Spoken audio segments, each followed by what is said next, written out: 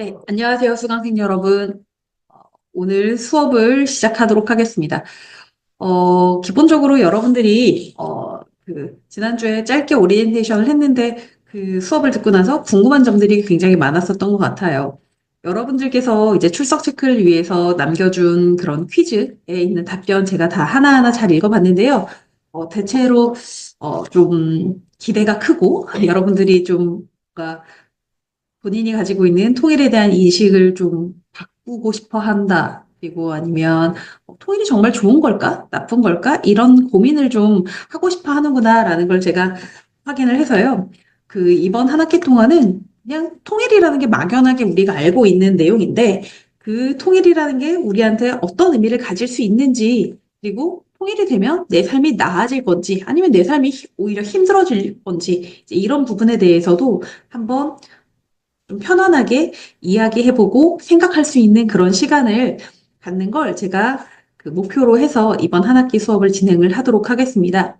특히나 우리 그 강의는 1학년 학생들이 굉장히 많이 들어요. 이제 막 그 대학생 이 되어서 뭔가 대학 생활을 하기 시작한 학생들이 대부분 수업을 많이 듣기 때문에 그 학생들도 충분히 따라올 수 있을 만큼 좀 어렵지 않게 수업을 진행하려고 하니까 여러분들 너무 부담 갖지 마시고요. 그 저랑 한 학기 동안 즐겁게 수업하면 될 것 같아요.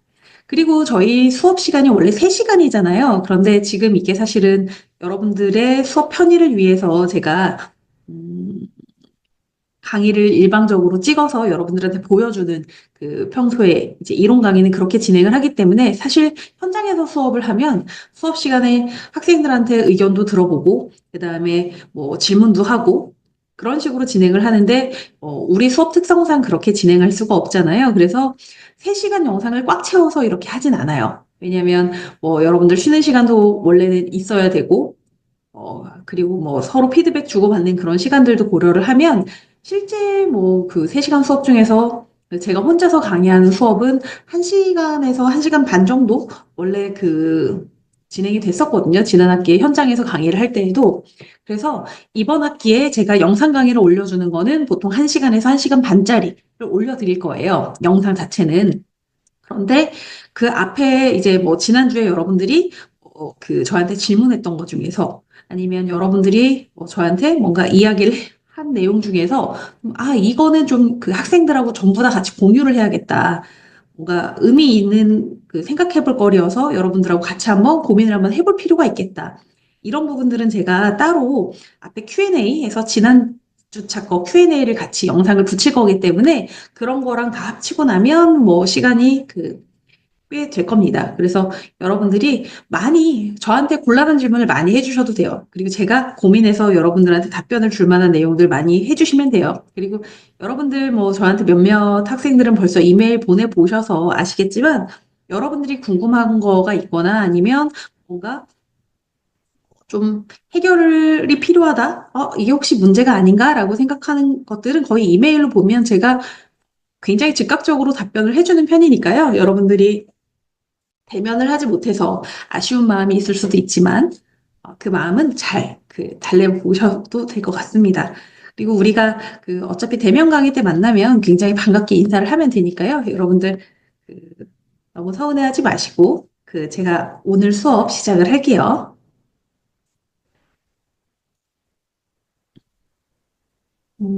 잠시만요. 공유를 하나 해보겠습니다. 어,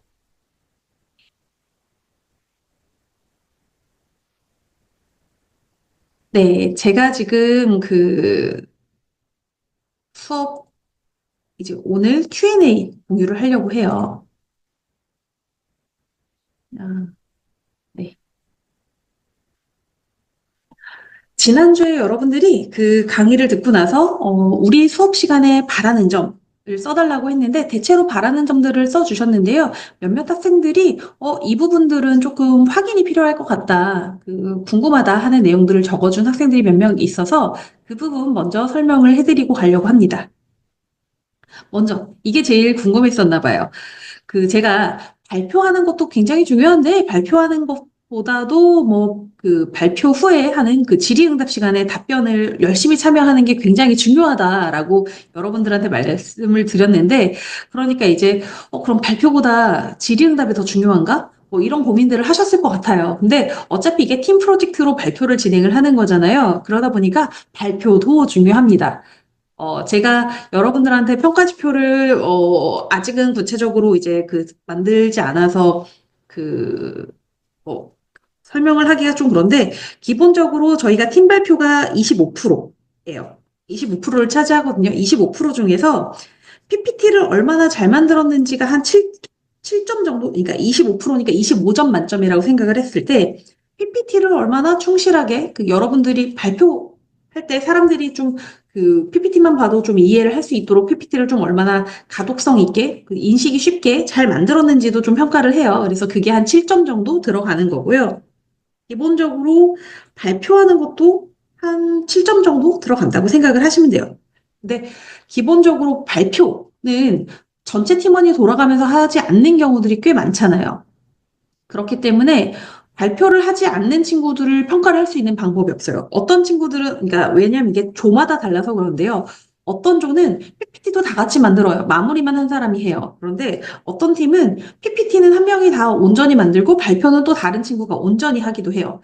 그러면 이렇게 PPT를 만드는 친구, 그 다음에 발표를 하는 친구 7점, 7점을 했을 때 이게 굉장히 정상적인 숫자 같긴 하지만 어, 근데 그 팀마다 성격이 다르잖아요. 그렇기 때문에 무자르듯이 이거를 정확히 이렇게 한다. 그렇게는 할 수가 없어요. 그리고 보통은 질의응답을 5점에서 7점 정도로 평가를 하고요. 그리고 나머지는 뭐냐면 주제의식이에요. 나머지 25점 중에서 남는 점수는 보통 주제의식으로 평가를 해요. 그래서 여러분들이, 이 주제가 굉장히 적합하고 뭔가 재미있는 주제고 흥미를 유발할 수 있는 주제구나라고 하면 훨씬 더 점수를 많이 받는데, 이거는 팀에서 어떤 방식으로 발표를 하고 이러느냐에 따라서 조금 평가가 달라지기 때문에, 뭐, 단순히 발표하는 것보다는 질의응답 시간이 굉장히 중요하다. 그래서 내가 발표를 안 하고 질의응답에만 참여를 하면 된다. 뭐, 이렇게 보기는 어려워요. 그러니까 공통점수라는 거, 팀 프로젝트니까 기본적으로 공통점수로 받아요. 발표하는 거, 그다음에 PPT, 그의 제작 상태라던가 이런 것들, 구성, 이런 것들은, 내용, 이런 것들은 공통점수로 팀원들이 받는데, 질의응답에 어떤 친구들은 한 번도 입을 뻥끗도 안 해요. 참여도 안 해요. 그런 친구들은 가산점을 줄래야 줄 수가 없는 거죠. 그러니까 내가 PPT를 만들었어도 플로어에서 질문이 나왔을 때는 내가 답변을 가급적이면 할 수 있도록 노력을 한다라고 하면 여러분들이 뭐 기본 팀 점수에서 누구는 추가 점수를 더 받고 누구는 덜 받고 하는 그런 차등이 질의응답에 참여를 얼마나 열심히 하느냐에서 생기기 때문에 그런 부분들을 여러분들이 고려를 하시면 됩니다. 그래서 발표도 기본적으로 중요해요. 발표는 팀 전체가 나눠 갖는 기본 점수라고 생각을 하시면 되고요. 질의응답에 참여를 하는 거는 기본적으로 질의응답에 플로어에 질문이 한 명 나왔어요. 아니면 제가 질문을 했어요. 그러면 그거에 답변하는 친구들이 한 명일 거 아니에요. 질문 한 개당 한 명씩 답변을 할 텐데 아니면 뭐 질문 한 개에 두 명이 답변을 할 수도 있고요. 순서대로. 근데 답변을 하는 친구와 답변을 하지 않고 그냥 서 있다가 들어가는 친구와는 당연히 점수가 같을 수가 없겠죠.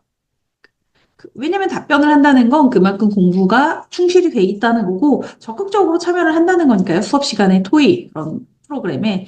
그러니까 여러분들이 PPT도 중요하고 발표도 중요해요. 그거는 팀이 같이 나눠 갖는 점수다. 하지만 질의응답은 철저하게 본인이 추천을 해서 하는 거다. 그렇게 생각을 해주시면 될 것 같아요.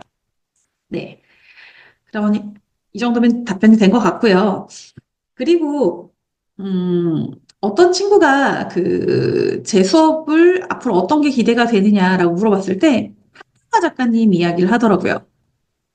저도 한경화 작가님은 처음 들었어요, 이번 수업 시간에. 그래서 여러분들이 이렇게 저한테 질문을 하거나 아니면 어떤 내용들을 줬을 때, 이런 것들은 제가 생각하지 못한 부분들이구나라는 생각을 하게 되는 경우들이 있는 것 같아요. 그래서 이 한경화 작가님 작품 제가 찾아봤는데 궁금해서 여러분들도 한번 같이 봤으면 좋겠다 싶어서 제가 소개를 시켜드려요. 이게 한경화 작가님 얼굴인데요. 그, 기본적으로 현실의 뭐 단단한 껍질 속에 감춰진 뭐 시스템의 규칙과 금기에 도전하며 뭐 모순과 구조의 틈을 집요하게 파고드는 작가라고 해서 굉장히 거창하게 써놨는데 올해의 작가상을 받으신 분이시더라고요. 2024년에, 작년에. 근데 뭐 굉장히 도전적인 그 작품 세계를 가지고 계신 분 같아요. 전 그림이나 이런 걸 좋아해서 많이 보러 다니는데 함 작가님 그림은 이번에 처음 봤어요. 그런데 최근에 그 이분이 그 이 작품으로 굉장히 유명해지신 것 같더라고요. 그 삐라 를 발견을 한 거예요. 북한에서 이제 보내온 그 선전선동물을 의미를 하는 거죠. 이 삐라를 발견을 하고, 이제 북한에서의 그런 그 작품 세계들, 그다음 북한의 이런 자수 작품들, 이런 것들을 모아서 이제 작품화 시킨 거가 굉장히 그 주목을 받게 된 작가 분이시라는 걸 제가 알게 됐는데, 굉장히 흥미롭더라고요. 이번에는 저도 달리 가볼 곳도 없고 이래서 사진으로만 봤었는데 나중에 한번 그 전시를 하면 가서 한번 보고 싶다라는 생각이 들었어요. 여러분들도 한번 그냥 이렇게 그 제가 평소에 수업을 하거나 아니면 뭐 학생들이 서로 뭐 질의응답 과정에서 이런 새로운 게 나오면 이렇게 한번 찾아보세요. 찾아보면 굉장히 뭐 이런 것들도 있구나. 내가 모르는 걸 배워가는 과정인 것 같아요.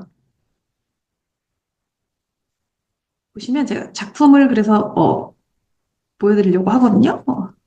보시면 여기 보면 큰 감옥에 들어갔을 때 북한 사람들이 많았다. 뭐 이제 그런 식으로 해서 하는 건데, 이 작품을 이 소년이 아마 탈북민이었던 것 같아요.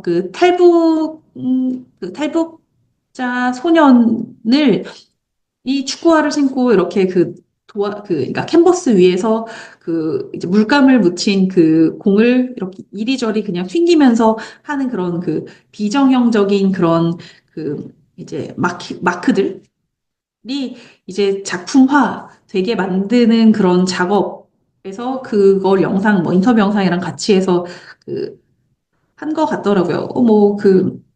그래서 이 작품도 되게 재미있었던 것 같아요. 지금 이거 보면 그 축구화 밑에 그 바닥에 판 보시면요. 여기 써 있잖아요. 뭐 아저씨의 뭐 무슨 목마를 타고 그 강을 건넜어요. 뭐 이런 식으로 써 있어요. 아마 탈북민들의 탈북 스토리를 그 바닥판에다가 적어가지고 지금 뭐 이렇게 밟고 다니기도 하고 그렇게 해서 한 것 같아요. 주제의식이 굉장히 뚜렷한 작가시더라고요. 그래서 보통은 이제 저같이 북한을 연구하는 사람들은 북한에 있는 미술 작품들을 이제 국내로 들여와서 전시를 하거나 이런 것들을 많이 시도를 하기는 하는데, 지금 이 함경화 작가 같은 경우에는 국내 작가지만 그래도 북한 이슈에 관심을 가지고 문제적 작품들을 이렇게 뭔가 그 만든다는 거가 굉장히 흥미로웠습니다. 그래서 이 작품이 굉장히 여기에서 유명한 작품인 것 같아요. 아까 제가 설명드렸죠? 북한의 자수 작품들 뭐 이렇게 해서 만들려고 하는 그런 거라고. 그래서 그거 보면 되게 이 작품이 가지고 있는 그런 세계들이 궁금할 수 있을 것 같아요. 우리 수업에 이제 뭐 디자인 쪽 전공하는 친구들도 있고 해서 그 친구들은 뭐 당연히 흥미롭게 보겠지만 전공이 아니다 하더라도 이런 것들은 뭐 교양을 쌓는 차원에서 좀 알아두면 좋을 것 같아서 여러분들한테 같이 공유를 해드립니다. 굉장히 색감이 독특하죠. 그래서 이게 실제로 자수 작품을 모아서 만든 것인지 이제 저도 작품 설명을 구체적으로 찾아보지는 않았지만 굉장히 색을 화려하게 쓰고 약간 그런 편인 것 같아요. 그리고 이제 항상 이제 보통 텍스트를 쓰는 작가들도 있고 안 쓰는 작가들도 있는데 텍스트를 좀 적극적으로 활용을 하는 편인 것 같다. 여기 뒤에 보면 이제 약간 물방울 모양처럼 해서 이렇게 글씨가 써 있는 것 같아요. 그래서 음, 흥미로웠습니다. 이 작품 소개시켜준 친구에게는 감사의 인사를 전하겠습니다. 그리고 제가 이제 여러분들한테 중간고사 대체 과제를 이야기를 할 때 본인의 전공에 비춰봤을 때를 이야기를 했잖아요. 그런데 이제 막 들어온 1학년들은 세부 전공을 정하지도 않았고, 그리고 본인 전공에 대한 이해가 아직은 좀 부족할 수밖에 없죠, 현실적으로. 그러다 보니까, 1학년들은 어떻게 해야 되나라는 고민이 많을 텐데요. 그냥 본인 전공 대한 이해가 없더라도 그냥 내가 앞으로는 무엇을 하고 싶은데 본인의 장래 희망이나 아니면 어떤 일을 하고 싶다, 어떤 삶을 살고 싶다라는 거에 대한 희망은 있을 거 아니에요. 그거에 비춰서 해도 괜찮아요. 지난 학기에 저희가 실제로 수업을 할 때 많은 학생들이 본인 전공하고 상관없지만 자기가 하고 싶은 일 하고 이 북한 통일이라는 이슈를 엮어서 만약에 통일이 되면 저 이런 일 하고 싶어요. 라는 걸 썼었거든요. 그러니까 여러분들 너무 그렇게 전공을 기반으로 해서 뭔가 발굴해야 되는데 그거 못하면 어떡하지? 라고 걱정을 하시진 않으셔도 된다. 전공을 기반으로 하라고 한 이유는 왜냐면 사실 전공은 여러분들이 그냥 학과에 들어와 있으니까 대학에 들어와서 학과를 정하면 다 있지만 꿈은 사실 있는 친구도 있고 없는 친구들도 있을 거예요. 그리고 수시로 어제 생각했던 꿈과 장래희망과 내가 자고 일어나서의 장래희망이 바뀔 수도 있거든요. 아직은 그럴 나이예요, 여러분들이. 그러다 보니까 뭔가 여러분들이 미래에 하고 싶은 일, 여러분들의 장래희망에 뭐 빗대서라고 하면 더 어려운 과제일 것 같아서 여러분들이 생각하기 쉬우라고 그러니까 전공에 근거해서라고 이야기를 한 거기 때문에 전공이 아직 불확실하거나 아니면 자기가 전공을 막상 정해서 왔지만 이 전공 분야로 평생 내가 밥을 벌어먹고 사는 일을 선택하진 않을 것 같다. 아니면 전공과 상관없는 제3의 길을 가고 싶다. 라고 생각하는 친구들이 있다고 하면, 어, 그냥 그런 본인의 희망에 따라서 이렇게 과제를 작성해도 돼요. 사실 저는 대학 다닐 때는 경영학을 전공을 했거든요. 뭐, 물론 복수 전공을 해야 돼서 국제기구 연계 전공을 했어요. 그러니까 지금 제가 석사나 박사는 전부 다 북한학을 했기 때문에 완전히 동떨어지죠. 경영학을 했는데 사실 북한학을 선택하기 쉽지 않거든요.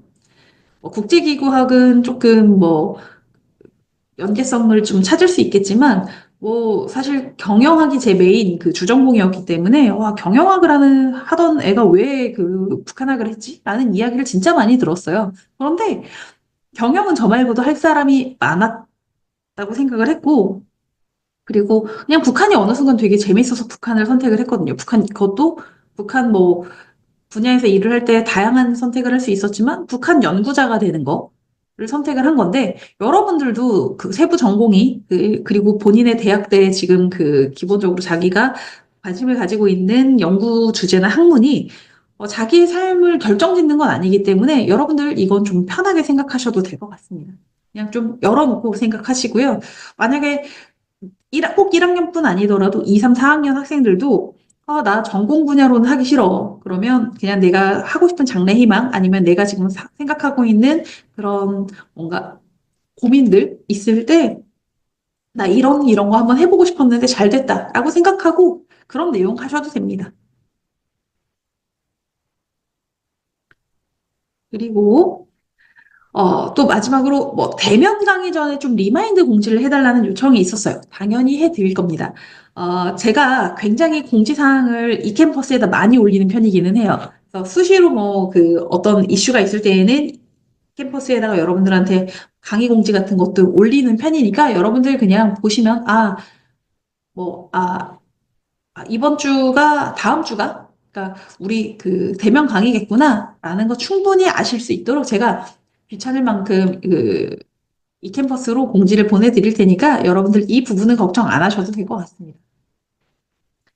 그리고 이제 다만 우리가 첫 번째 오리엔테이션 때랑 바뀐 거 제가 이 캠퍼스에 공지는 올리긴 했지만 특강 있잖아요. 특강 2번 하는 거 4주차랑 15주차에 하는 전문가 특강 탈북 북한의 탈주민 특강 2번 같은 경우에는 실시간 줌 회의로 특강을 진행을 할 거예요. 영상을 찍어서 보내시는 게 조금 전문가분들이 조금 부담스럽다고 하셔가지고 제가 실시간으로 일단은 영상 줌 회의로 해서 실시간 특강을 진행을 할 거고 혹시라도 그 시간에 못 보는 학생들을 위해서 일단 영상 그러니까 녹화를 해서 그 부분을 올려는 드릴 겁니다. 다만 특강자분들의 그런 초상권 문제라던가 아니면 그분들의 부탁, 그다음에 탈북민들은 기본적으로 얼굴을 불특정 다수가 볼 수 있는 그런 온라인 공간에다가 게시하는 걸 굉장히 부담스러워해요. 그렇기 때문에 여러분들 이전에 유튜브 제 채널에서 그냥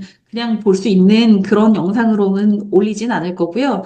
대신 그 제가 제공한 링크를 받은 사람만 볼 수 있도록 그렇게 올려드릴 겁니다, 영상을. 그리고 그것도 출석 인정 기간이 저희가 수요일 자정까지는 제가 출석 인정을 해드리잖아요. 월요일 날 강의니까. 월, 화, 수. 이렇게 3일 동안이나 기간을 드리니까 3일 동안이 지나고 나면 바로 그 강의는 폐쇄를 할 거예요. 그러니까 그 특강 같은 경우에는 지각이 없는 거죠. 그냥 결석이에요. 수요일까지 못 보면 결석 처리가 되는 거니까 여러분들 이 점은 좀 이해하시고 여러분들도 협조해 주시기 바랍니다. 기본적으로 영상 올리는 거에 대해서는 굉장히 민감할 수밖에 없는 상황이기 때문에 여러분들 그 부분은 좀 여러분들도 양해해 주세요. 그리고 마지막으로 이제 그 2주차 강의 시작하기 전에 공지 하나 할게요.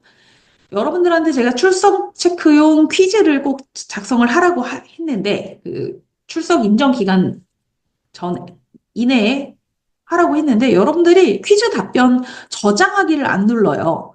저장하기를 누르지 않으면 퀴즈가 응시 진행 중으로 표시가 돼가지고 결국은 점수 입력도 할 수가 없고요. 그래서 결석으로 인식이 되거든요. 이번에는 제가 다 수동으로 해서 출석 처리를 했는데, 앞으로는 꼭 그 퀴즈 답변 저장하기까지 눌러서 그 답변이 저한테 제출될 수 있도록 여러분들이 해주셔야 그 출석으로 인정이 됩니다. 그리고 어떤 친구들은, 이거를 그 퀴즈 응시하기를 누른 거는 같은데, 이걸 본 건지 안 본 건지도 알 수 없게 돼 있었던 친구들도 있어요. 그러니까 답변 자체가 입력되지 않은 친구들이 있었거든요. 그런 친구들 같은 경우에는 이게 그냥 그 한 번 클릭을 해본 건지 아니면 뭐 여러 번 그 한 건지를 알 수가 없잖아요. 그러니까 없는 경우에는 그냥 감사합니다라도 입력을 해야 출석을 인정해주지. 여러분들이 퀴즈 한번 클릭을 했다는 게 물론 시스템에 기록은 남지만 그냥 그것만 가지고는 출석 인정이 좀 어렵다라는 거 여러분들이 어, 인지를 해주셨으면 좋겠습니다. 그래서 출석 문제는 이런 식으로 처리가 될 거고요. 여러분들이 앞으로라도 혹시라도 궁금한 것들이 있으면 언제든지 편하게 말씀해 주세요. 그러면 제가 이런 식으로 그 수업 전에 이렇게 Q&A 먼저 진행을 하고 Q&A가 끝나고 나면 그 주차 거 강의를 이렇게 올려서 여러분들이 볼 수 있게 진행을 해줄 겁니다. 이렇게 하시면 될 것 같고요. 그리고 이제 그러면 이제 수업만 그 강의 영상마저 녹화해가지고 여러분들께 보여드리도록 할게요. 네, 일단은 Q&A 끝났습니다.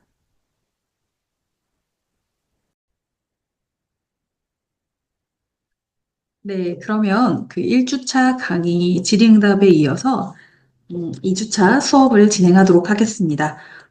먼저 PPT 보면서 함께 할게요.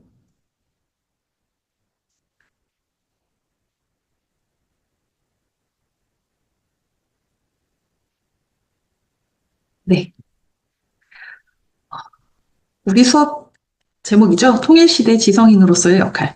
사실은 뭐 통일시대가 어떤 상황일지 우리 아무도 정확히 예측할 수 있는 사람은 없겠죠. 그런 상황임에도 불구하고 우리가 만약에 통일을 한다고 하면 이런 모습이어야 하지 않을까. 이런 모습의 통일이 아니라고 하면 너무 그 통일을 차라리 안 했으면 좋겠다. 뭐 이런 여러 가지 생각들을 다들 각자마다 저마다 하실 수밖에 없을 겁니다. 그래서 어, 우리가 만약에 통일을 맞이한다고 하면 통일은 어떤 모습이어야 하는지, 그래서 그 통일 시대는 어떠한 그 삶을 여러분들에게 그 경험하게 해줄 것인지를 이렇게 좀 저희가 상상해보는 수업이라고 했잖아요. 그리고 그런 통일 시대 때 여러분들이 내가 그 지성을 갖춘 그 지성인으로서 어떤 역할을 수행할 수 있을까를 저희가 한번 생각을 나눠보고 토의를 해보자라는 차원에서 제가 이 수업을 준비를 했다고 했는데, 통일 문제를 먼저 그러려면 성찰을 할 필요가 있는 것 같아요. 대한민국이 가지고 있는 그 통일 문제에 대한 그 아주 좀 비판적인 성찰이 먼저 필요하지 않을까라는 생각이 듭니다. 사실 제가 그 통일을 연구하는 연구자이지만 통일 문제를 접근하는 방식은 조금 수정될 필요가 있다라고 생각을 해요. 왜냐하면 여러분들 세대는 그렇지 않겠지만 제 세대만 해도요. 우리의 소원은 통일, 뭐, 꿈에도 소원은 통일, 뭐, 이런 노래를 불렀어요. 그런 노래를 부르면서 통일은 당연히 해야 되는 거고, 통일은 뭐, 그냥 그 헌법상도 해야 되고, 그 다음에 뭐, 당연히 해야 되고, 이유가 없이 통일을 왜 해야 돼요? 라고 묻는 것 자체가 굉장히 금기시된 그런 환경이었거든요. 사회 환경이었어요. 그러다 보니까, 통일이 되면 내 삶이 어떻게 바뀔지, 통일이라는 게 음, 정말 우리 삶에 그 행복을 가져다 줄 것인지, 아니면 통일을 하게 되면 어떠한 문제점들이 있을 것인지, 이런 거에 대해서 생각을 해볼 겨를이 없었어요. 생각해볼 겨를 없이 그냥 무조건 입 다물고 통일. 이라는 식으로 뭔가 그 프레임이 짜여져 있었기 때문에 통일 문제에 대해서만큼은 이제 좀 그 진지하게 논의를 해야 될 시간이 오지 않았나. 여러분들한테 뭐, 여러분들 통일 원하세요? 원하지 않으세요? 라고 물어보면 절반 이상이 통일하기 싫다고 해요. 절반 이상이 통일하기 싫다고 한 것도 굉장히 넉넉하게 봐줘서 절반 이상이에요. 거의 대부분 통일을 거부하는 학생들이 훨씬 더 많아요. 그런데 그 제가 말씀드렸잖아요. 뭐 정말 진정으로 통일을 원해서 아, 나는 통일을 하고 싶어요라고 답하는 사람들도 있겠지만 통일을 하는 게 싫어요라고 답을 하는 것 자체가 굉장히 금기시된 그 사회적 분위기 때문에 어쩔 수 없이 저는 통일에 찬성합니다라고 손대는 학생들도 분명히 있거든요. 그렇기 때문에 더 이상 이런 식으로 그러니까 어떤 일이든지 간에 나의 삶에 이롭고 내가 행복할 수 있고 내 가족이 행복할 수 있고 우리 사회가 발전할 수 있고 해야 뭔가 한 단계 더 그 진보하는 방향으로 발전하는 방향으로 변화가 이루어진다는 거를 확신을 가질 수 있을 때 통일 문제에 대해서도 여러분들이 굉장히 전향적인 모습을 보여줄 수 있는 거지. 통일이 되면 내가 더 힘들어질 것 같고, 내가 막 내 삶이 피폐해질 것 같은데 무조건 통일을 덮어놓고 찬성을 해야 된다라는 그런 강압적인 그런 사회 분위기를 만드는 건 저는 올바르지 않다고 생각합니다. 그렇기 때문에 통일 문제에 대해서 조금 여러분들이 어, 자기 중심을 가지고 한번 생각을 해보실 필요가 있는 것 같아요. 객관적으로 판단을 해보실 필요가 있습니다. 그래서 제가 그 첫 번째 강의로 이런 주제를 선택을 했고요. 오시면 제가 그래서 오늘 강의는 짧게 끝낼 거예요. 통일 왜 해야 될까? 여러분들이 생각을 대신 많이 하셔야 되는 수업입니다. 통일 대한민국에 대해서 솔직한 생각을 나누기라고 제가 부제를 정해봤는데 그래서 통일을 왜 해야 되는지 그리고 우리 사회에 만연한 그 남남 갈등이라는 거에 대해서 통일 문제를 둘러싸고 남남 갈등이 훨씬 더 심각하거든요. 그렇기 때문에 그 남남 갈등에 대해서도 좀 살펴보고 그리고 이런 그 서로 두 가지 충돌하는 이런 시선들을 어떻게 넘어설 수 있을까까지 이제 오늘 살펴볼 건데요. 먼저 통일 왜 해야 할까요? 지금 현재 윤석열 대통령께서 뭐 국민 여러분 그리고 북한 동포 여러분 통일 대한민국에서 우리는 더 큰 자유와 기회를 누리게 될 것입니다. 통일되면 남쪽도 북쪽도 좋아질 거라고 이야기를 하고 있는 거예요. 그리고 더 나아가 인류사회 모두를 향한 축복의 메시지가 될 것입니다. 저와 정부는 2024년, 작년이죠. 올해를 자유, 평화, 번영의 통일 대한민국으로 나아가는 새로운 원년으로 만들겠습니다라고 해서 작년 8월 15일 날 그 광복절 경축사에서 이렇게 그 선언을 했어요. 그러니까 기본적으로 어떤 통일 시대, 통일 대한민국은 어떤 모습일 거다라는 이야기를 한 거예요. 일단 자유민주, 자유가 넘쳐나는 통일인 거죠. 그러니까 지금 북한은 자유롭지 않잖아요. 그러니까 근데 한국은 자유민주주의 체제를 가지고 있기 때문에 여러분들 개개인의 자유가 보장되는 사회죠. 그러니까 남북한이 통일이 된다고 하면 한국의 이 자유민주주의 체제가 확장되는 것이다. 그래서 자유로운 통일 대한민국이 될 것이다. 사회주의 체제로 통일하는 일은 결단코 없을 것이다. 라고 이야기를 한 거고. 그리고 평화로울 것이다. 통일이 되고 나면 물론 지금 뭐 그 한국 사회 안에서도 남남 갈등이라던가 이런 그 사회 갈등이라던가 아니면 집단 간의 갈등 이런 여러 가지가 있긴 하지만 그럼에도 불구하고 서로 총칼을 겨누는 그런 전쟁 같은 일들은 뭐 우리나라 안에서 적어도 벌어지지 않잖아요. 그러니까 지금 남과 북은 서로 이제 서로 적국이라고 인식을 하기 때문에 주적이라고 인식을 하죠. 그렇기 때문에 남과 북은 서로 총칼을 겨누고 있는데 뭐, 이제 통일이 되고 나면 적어도 그런 뭐, 총칼을 겨누는 일은 사라질 것이다. 그러니까 평화가 정착될 것이다. 라고 이야기를 한 거고. 그리고 번영될 것이다. 번영할 것이다. 통일한국이 되고 나서 통일 대한민국이 만약에 지금보다 더 못 살게 돼요. 지금 대한민국 여러분들이 누리고 있는 여러 가지 이런 경제 수준보다 더 낙후된다고 하면 어떤 사람들이 통일을 하겠어요? 우리나라 국민들 중에서 그럼에도 불구하고 통일을 하자고 말을 하는 사람이 몇이나 되겠습니까? 그러니까 기본적으로 자유 대한민국이어야 하고 그리고 평화로워야 하고 그러니까 통일을 통해서 평화를 완전히 담보를 해야 하고, 그리고 지금보다 더 번영해야 통일 대한민국이 돼야 된다라고 이제 통일 대한민국의 청사진을 정확히 보여준 거거든요.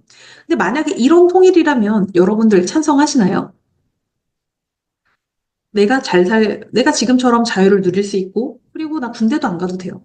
물론 통일이 된다고 해도 뭐 우리나라의 그런 여러 가지 전략적 요충지다 이런 얘기 되게 많이 들어보셨잖아요. 그러니까 우리나라의 여러 가지 지정학적 위치라던가 뭐 국제 정세 여러 가지를 고려를 할 때에는 뭐 군이 뭐 완벽하게 일순간에 사라지기는 쉽지 않을 거라고 생각하지만 서서히 징병제가 조금 뭐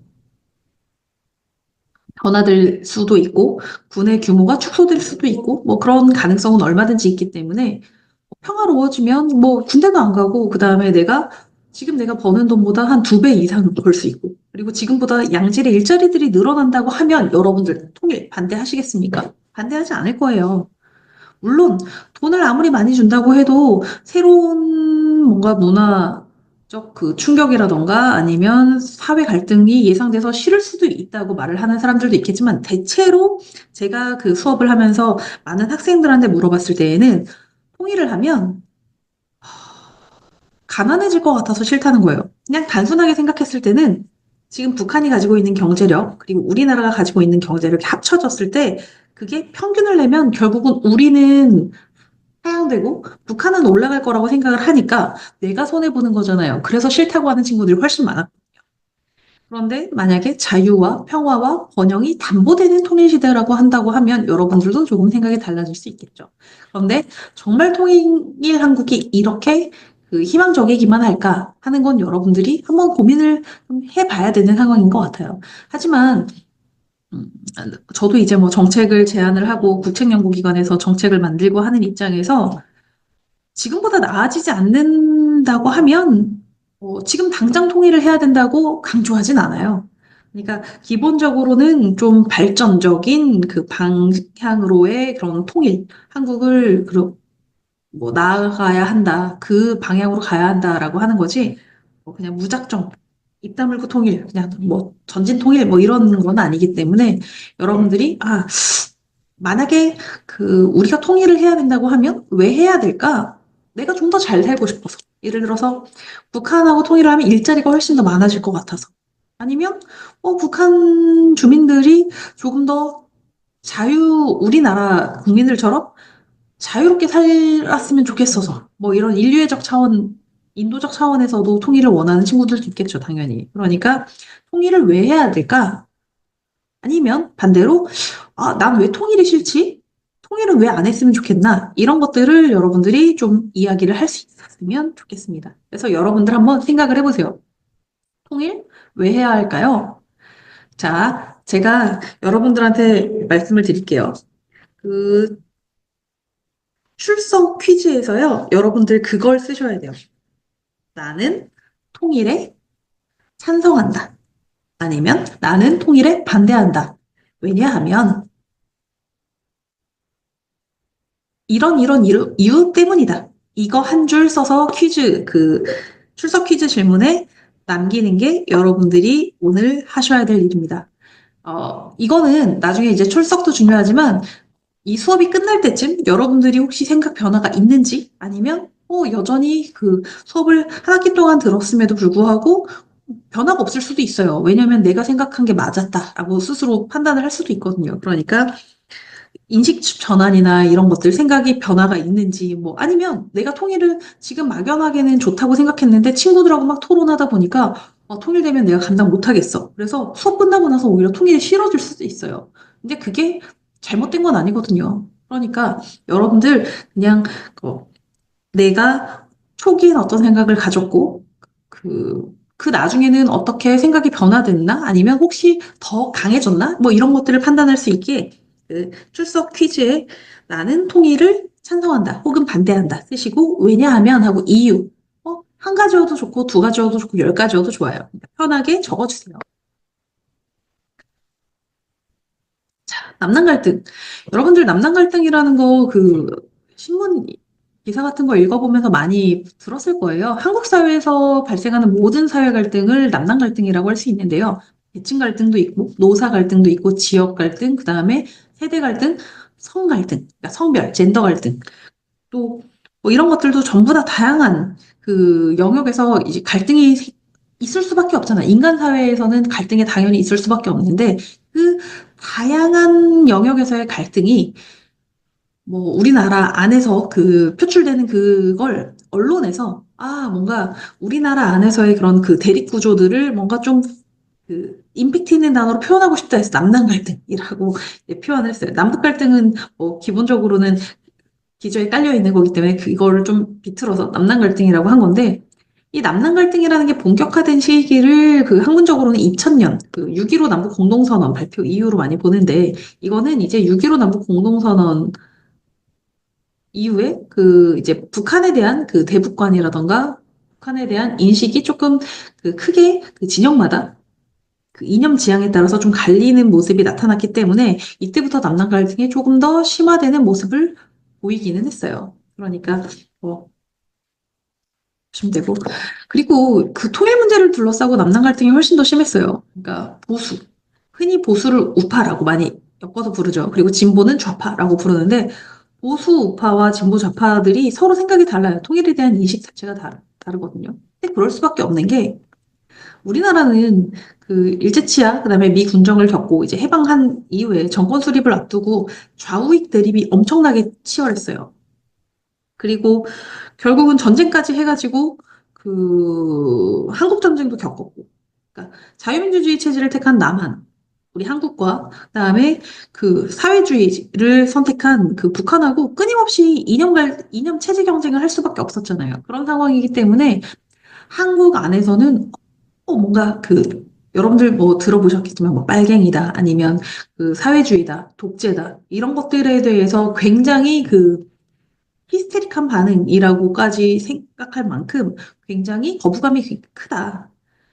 그래서 뭐 한국 사회 내에서도 뭔가 약간 북한을 옹호하는 발언을 하면 뭐 종북 빨갱이다 뭐 이런 얘기들도 많이 했고 그다음에 뭐 그런 거에 대한 원색적인 비난을 하는 보수 우파 진영에 대해서는 뭐 수구 꼴통이다 뭐 이런 얘기들을 하기도 하는데 기본적으로 70년대와 80년대에도 이념 논쟁이 끊이질 않았었다 우리나라 같은 경우에는. 그리고 사회주의 체제와 어쨌든 경쟁적 체제로 성립이 되어 있기 때문에 한국 같은 경우에는 정권 수립 이후에도 상시, 이념 갈등을 안고 살아갈 수밖에 없는 상황이었어요. 자유민주주의 체제를 지키려는 한국과 그거를 깨트리려는 북한, 그리고 일부 우리나라 안에서도 모두가 뭐 자유민주주의 체제를 거의 다 대부분 옹호하겠지만 북한에 대한 인식이라던가 북한에 대한 뭔가 정책적 스탠스가 차이가 컸기 때문에 그런 것이 서로 이제 남남 갈등을 좀 더 부추긴 좀 더 심화시킨 원인이 될 수밖에 없었다. 김대중 대통령 때 이제 대북 포용 정책, 햇볕 정책이라고 불린 대북 포용 정책을 이제 썼는데 그걸 가지고 보수 진보 세력 간의 갈등이 엄청나게 폭발을 했었죠. 이른바 퍼주기 논란이라고 하는데요.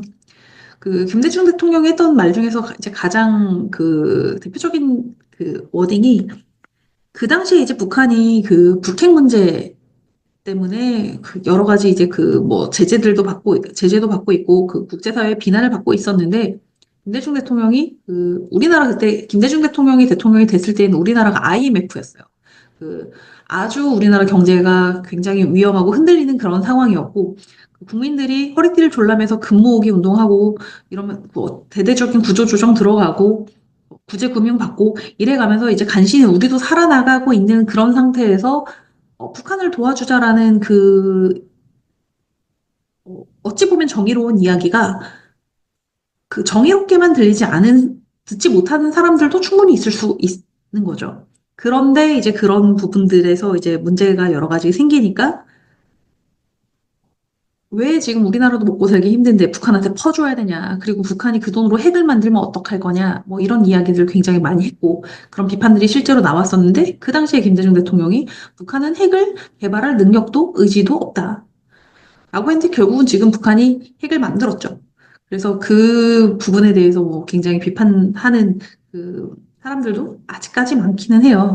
그리고 그 부분에, 그러니까 햇볕 정책을 두고도 그게 잘한 정책이다. 아니면 시도해볼 만한 정책이었다. 그것도 아니면 애초에 그 해서는 안 되는 정책이었다가 엄청나게 서로 부딪히면서 싸우거든요. 그래서 그런 부분들은 어, 이제 자꾸 그런 부분들에 대해서 갈등을 계속 유발하는 그런 이슈기는 하다. 여러분들 그거를 좀 알아두시면 될 것 같아요. 그럼 남남 갈등 원인이 뭘까요? 남남 갈등 원인은요, 아주 심플해요. 기본적으로 냉전적인 잠시만요. 어, 냉전적인 적대 의식이 있고 탈냉정적인 화해 정책이 충돌하기 때문에 그래요. 우리나라가 80년대 그리고 70년대, 그러니까 70년대, 80년대까지도 이념 뭐 이런 이슈에 굉장히 민감했다고 하잖아요. 그런데 80년대 후반에 전 세계가 그 대탕트라고 해서 탈냉전 모드에 들어갔거든요. 그런데 우리나라는 아직까지도 사실 냉전적 적대 의식을 완전히 소거하지 못해요. 왜냐? 여러분들 군대 가잖아요. 군대 가면 주적이 누구라고 배워요? 북한이에요. 그리고 사실 북한이 주적이 맞죠? 지금 우리나라랑 휴전선을 바로 위아래로 두고 서로 대치하고 있는 상황이잖아요. 그리고 연평도 포격, 그다음에 천안함 폭침 이런 사건들을 결코 잊을래야 잊을 수 없기 때문에 기본적으로 서로 체제가 다른데 그 체제 경쟁을 하고 서로가 서로를 국가로 인정하지 않는 헌법을 가지고 있는 상황 속에선 당연히 체제가 다른, 이념 지향이 다른 그 두 개의, 그러니까 우리나라와 북한은 냉전적인 적대 의식을 절대 끝낼 수 없다. 그런데 문제는 이게 한국 사회 안에서도 냉전적 적대 의식이 여전히 존재하고 있다라는 뜻이 게 문제가 되는 거예요. 그런데 그럼에도 불구하고 뭐 탈냉전적 화해 정책을 이제 펴야 된다라는 이야기들도 굉장히 많이 하니까 이 두 개가 충돌하면서 여러 가지 문제가 생기죠. 근데 우리나라는 이제 그 남남 갈등에서의 이제 가장 그 이야기되는 게 지역 대립 구조를 굉장히 많이 하거든요. 그런데 이게 사실은 지역에 따라서 뭔가 특별하게, 그러니까 이 지역이라는 게 뭐 접경 지역과 비접경 지역 이런 게 아니고 주로 이제 뭐 호남, 영남 이런 식의 영호남 갈등으로 촉발된다는 게 조금 문제이기는 하죠. 그좀 특이한 점이에요. 이게 과연 그 냉전적인 적대 의식하고 얼마나 밀접한 관계가 있을까라는 생각이 드는데 기본적으로 이거는 우리나라 정치 사회 그러니까 정치 현상하고 맞물려 있는 부분이기 때문에 여러분들이 한번 생각을 해보시면 될 것 같아요.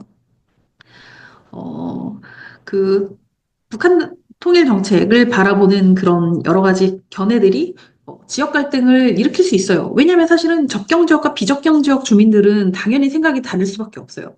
왜냐? 나의 이익이 달라지거든요. 그런데 영원하면 대체 왜 달라야 되지? 라는 생각을 여러분들 한번 생각을 해보세요. 그리고 왜 그런지 한번, 신문도 찾아보고, 인터넷 글도 찾아보고, 기사도 찾아보면서 한번 여러분들이 이 부분에 대해서 생각해 볼 필요가 있는 것 같아요. 우리나라는 그 어, 그러니까 뭐 보수정당, 진보정당이라고 하는 그 정당들이 여러 개가 있잖아요. 우리나라는 다당제를 택하고 있기 때문에. 그렇지만 거의 그 거대의 그 두 개의 정당이 있죠. 보수정당에서의 큰 덩어리를 차지하고 있는 정당과 메인 정당이 그 거의 양당제처럼 운영이 되고 있기는 해요. 우리나라 정치 사회는. 그러다 보니까 그런데 그 양당제처럼 그 이제 그 헤게모니를 쥐고 있는 그 거대 그 정당 두 개가 지역 기반이 있단 말이에요. 그 지역 기반을 바탕으로 해서 서로 완전 반대되는 정책들도 내고, 그 정책 갈등을 빚고, 이러니까 아무래도 지역 대립 구도가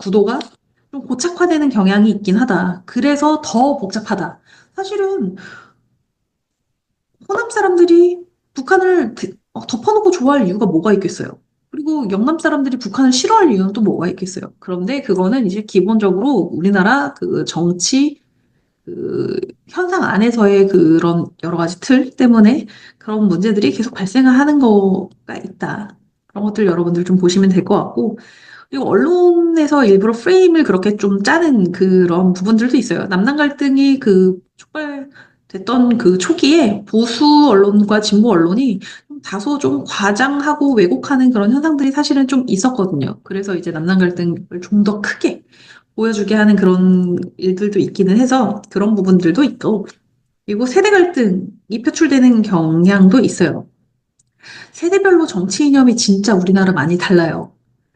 그런데 그 이제 그렇게 세대 간의 정치 이념이 이제 뚜렷하게 분화되는 초기에는 약간 반공 이데올로기를 이제 그 이야기를 많이 했어요. 그러니까 많이 어르신들은 반공, 막 공산당 싫어요, 멸공, 뭐 이런 거 굉장히 중요하게 생각하는데 민주화 운동 세대, 소위 말하는 민주화 운동 세대들은 반공보다는 자유, 그러니까 민주주의, 자유, 이제 이런 것들에 좀 더 그 가치를 더 많이 뒀기 때문에 그런 게 충돌하는 그런 모습들이 벌어졌거든요. 그래서 이제 그런 것들도 남남 갈등을 좀 더 심화시키는 요인 중에 하나가 되었다 정도로 여러분들 이해하시면 될 것 같아요. 그래서, 근데 그러면 남남 갈등 사실 뭐가 문제예요? 라고 할 수 있어요. 왜냐면 사람 사는 동네에는 항상 다 갈등이 있다고 제가 앞서서 말했잖아요. 그런데 그러면 남남 갈등은 뭐가 그렇게 문제예요? 사실 큰 문제 아닐 수도 있어요. 서로 다른 정치적인 입장을 가지고 있으면 뭐 서로 의견이 다른 게 당연하죠. 그런데 그 사람들 간에 감정적인 골이 깊어지면 여러 가지 문제가 생길 수 있어요. 사회 통합이 일단 기본적으로 안 되고 그 사회 통합이 안 돼서 우리나라에서 마찰음이 커지면 국내에 악영향을 미칠 수밖에 없거든요. 그러니까 뭐 예를 들어서 뭐 여기는 뭐 제가 그 제 관점에서 간략하게 좀 정리를 했는데 미국 관계에 매몰될 수 있죠. 북핵 문제가 있기 때문에 사실은 그 북핵 문제를 해결하기 위해서라도 미국과 북한하고의 문제를 좀 고민을 우리가 그 같이 같은 선상에 놓고 해야 될 필요는 있어요. 그런데 뭐 이 부분에 대해서도 서로 의견이 갈리거든요. 그러니까 뭐 북한의 뭐 핵을 어떻게 치울 것인가가 최우선 과제가 되는 그 집단이 있는가 하면 북한의 핵을 그 어떻게 치울 것이냐 하는 문제보다 북한이 어떻게 하면 우리에게 적대적인 그 감정을 내려놓을 것인가가 더 중요하지 않냐. 걔네가 총을 갖고 있다, 아니면 핵을 갖고 있다고 하더라도 우리를 향한 공격 수단으로 사용하지 않으면 되는 거 아니냐라고 말하는 집단들도 분명히 있거든요. 그러다 보면 아무래도 같은 문제를 두고도 해결 방식이라던가 바라보는 그 시각 이런 것들이 다르다 보니까 뭐 부딪힐 수밖에 없죠. 그런데 기본적으로 한반도는 지정학적인 그런 그 입지가 가지고 있는 그런 특수성이 있기 때문에 그런 특수성에서 그 나타날 수 있는 여러 가지 문제들, 그리고 그 특수성을 활용해서 뭔가 우리가 이득을 취할 수 있는 여러 가지 방법들을 함께 고민할 필요가 있지 않을까 하는 생각이 듭니다. 그리고 지경학적 리스크를 뭐 고려를 해야 된다. 대한민국 아주 역사적으로 오랜 기간 동안 지정학적인 리스크를 가지고 있는 국가잖아요. 그런데 지금은 지경학적 리스크까지 더해지거든요. 그러니까 뭐 한국이 미국하고 그 동맹 관계예요. 그리고 북한은 뭐 중국 그리고 러시아와 아주 우호적인 그 관계를 가지고 있죠. 거의 동맹 관계에 준하는 우호 관계를 가지고 있기 때문에 사실 지금 그 북한하고 한국이 대치하고 있고 분단돼 있는 이런 상황 속에서 이 구도를 깨긴 쉽지 않을 거예요. 이 구도를 깨긴 쉽지 않고, 그리고 앞서서도 말했다시피, 미국과의 관계를 우리가 고려를 안 할 수가 없어요. 왜냐하면 지금 우리가 미국이라던가, 일본이라던가, 이렇게 그나마 이념지향을 같이 하는 그런 그 동맹, 혹은 그 동맹에 준하는 우호 관계에 있는 국가들의 도움이 없이는 우리가 어떻게 다 혼자서 이겨내고 혼자서 상대를 하겠어요. 그러다 보니까 뭔가 이런 정치적인 이런 그 구도, 이념 지도 안에서의 뭔가 선택을 해야 될 수밖에 없는데 요즘에는 그냥 이념만 중요한 게 아니고 경제도 굉장히 중요하잖아요.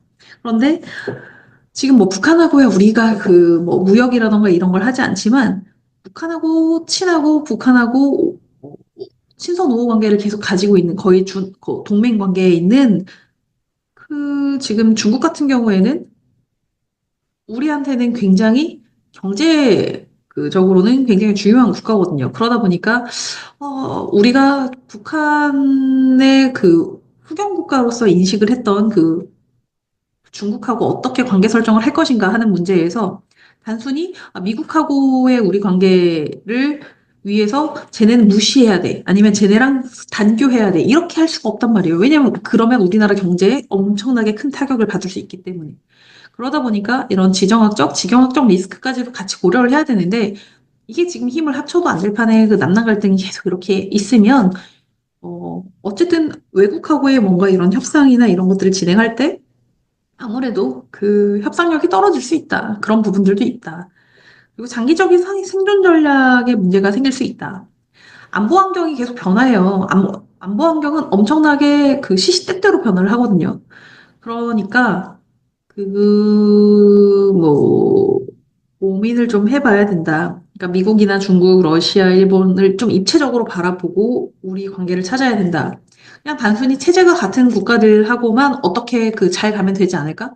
미국하고 일본하고 우리가 손잡는다고 해서 북한이라는 리스크가 사라질 것인가 하는 문제에 대해서도 한번 고민을 해볼 필요가 있다. 그러면 그렇다고 해서 체제 동일성이 아니라고 하면 어떤 기준을 가지고 우리가 한반도를 둘러싸고 있는 주변 강국들을 어떤 식으로 관계 설정을 해야 될 것인가. 이런 것들도 다 한꺼번에 고민을 해야 될 필요가 있다. 그리고 미국이나 중국, 일본, 러시아가 가지고 있는 그런 그 각 국가들의 그런 정치 환경이라던가 아니면 경제 시스템이라던가 아니면 경제 상황 그리고 그 사회가 가지고 있는 여러 가지 현상들 이런 것들도 고려해서 이렇게 우리가 전략적인 선택을 해야 된다. 그런데 그런 전략적인 선택을 하는 것이 약간 너무나 이념 지향에 매몰돼서 이렇게 좀 그 올바른 판단을 하는데 조금 그 장애 요소로 작용할 수도 있다. 그래서 생각한 건 과연 어떻게 넘을 수 있을까를 한번 생각을 해볼 필요가 있겠다라는 생각이 들어요. 사실 남남 갈등 뛰어넘는 방법 못 찾죠. 찾기 쉽지 않아요. 이걸 찾으면 아마 그 노벨 평화상을 제가 탈 수 있을 거예요. 그런데 남남 갈등을 어떻게 뛰어넘을 수 있을까라는 거 기본은 그건 것 같아요. 갈등을 뛰어넘기 위해서는 남남 갈등이든 남북 갈등이든 일단 만나서 이야기해야 된다. 얼굴을 마주보고 너 지금 뭐가 불만이야? 아니면 너 나한테 원하는 게 뭐야? 이런 이야기들을 해야 남남 갈등을 뛰어넘든지 말든지 할 거 아니에요. 상대방이 원하는 게 뭔지, 상대방한테 그 뭔가 화가 난 게 뭔지, 아니면 불쾌한 게 뭔지, 내가 원하는 게 뭔지를 서로 간에 모르면 영원히 갈등은 봉합될 수 없어요. 그렇기 때문에 서로 마주보고 대화할 필요는 있다. 그러니까 갈등을 해소하기 위해서 마주 앉는 건 처음부터 쉽지 않죠. 내가 친구랑 싸웠는데 친구랑 대뜸 화해하자 해서 어떻게 테이블에 앉겠어요. 근데 뭐 싸우려고 만날 수는 있어요. 아니 내가 너한테 이렇게 했는데 너 왜 나한테 이렇게밖에 못해? 난 네가 이런 식으로 해서 너무 서운했어. 이런 식으로 싸우려고 이제 만나서 얘기하다 보면 쟤 저런 부분에 서운했네. 근데 그건 내가 좀 잘못한 것 같아. 뭐 이런 식으로 서로 이해를 할 수 있는 부분들이 생기기 때문에 일단은 서로 마주보고 불만을 이야기를 하든 아니면 요구사항을 이야기를 하든 선전포고를 하든 이런 것들을 할 필요가 있지 않나. 그래서 결국은 대화를 하고 그러고 나서 상대방이 이야기한 거, 상대방의 요구 조건, 그리고 내가 그 상대방한테 요구할 내용, 아니면 내가 이야기한 거에 대한 상대방의 피드백, 이런 것들을 분석하고, 뭐 조금씩 조금씩 절충점을 찾아 나가다 보면 결국은 화해할 수 있다. 여러분들은 이 만화 모르죠? 슬램덩크라는 만화인데 제가 진짜 좋아하거든요. 근데 그 슬램덩크라는 그 만화책을 본 친구들은 알겠지만 이 빨간 머리 그 강백호랑 그 11번 그 뒤에 백넘버를 달고 있는 서태웅이 진짜 사이가 안 좋아요. 같은 학년인데. 그런데 뭔가 같이 해내려는 걸 하나 이루고 나서 시합 중에 하이파이브를 한번 하거든요.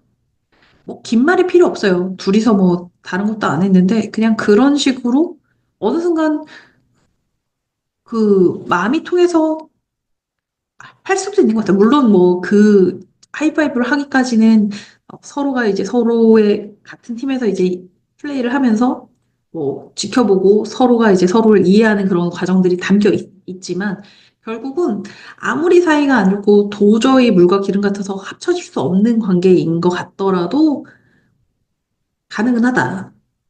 가능할 수 있다. 그런 차원에서 제가 이렇게 써봤습니다. 기본적으로요, 여러분. 이제 여러분들, 제가 지금 아직은 팀 발표 주제를 어떻게 할지 좀 고민 중이에요. 왜냐면 지난 학기에는 팀 발표를 그 중간 보고서를 내고 나서 했기 때문에, 그러니까 중간고사 대체 보고서를 내고 나서 이제 그 주제를 정했기 때문에 팀을 나누는 게 훨씬 더 수월했거든요. 근데 이번에는 저희가 중간과제 제출하기 전에 이제 하는 거기 때문에 조금 고민이 되는 상황인데, 어, 이런 것들도 한번 포함을 해서 생각을 해보려고요. 여러분들이 한번 팀으로 생각했을 때 뭐가 재밌을지, 뭐 이런 것들도 한번 고민을 해보시면 좋을 것 같아요. 이거는 잠시만요. 아, 그래서 여러분들이 한번 생각을 해보시면 좋을 것 같고, 음,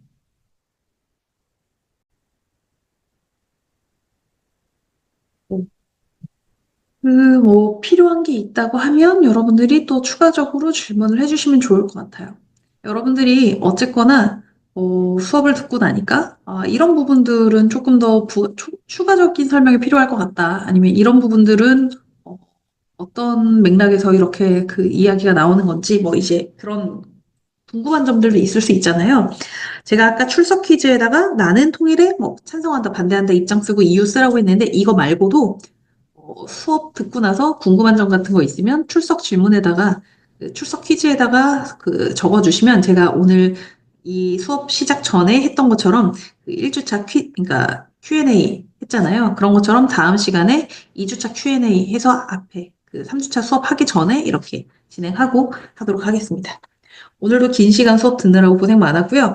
여러분들 기본적으로 수요일 자정까지는 출석 퀴즈에 응시를 해야 출석으로 인정이 되니까 여러분들 늦지 말고 해주시고 말씀드렸던 대로 꼭 퀴즈 풀고 답안 제출할 때 저장하기 주시는 거 잊지 마시기 바랍니다.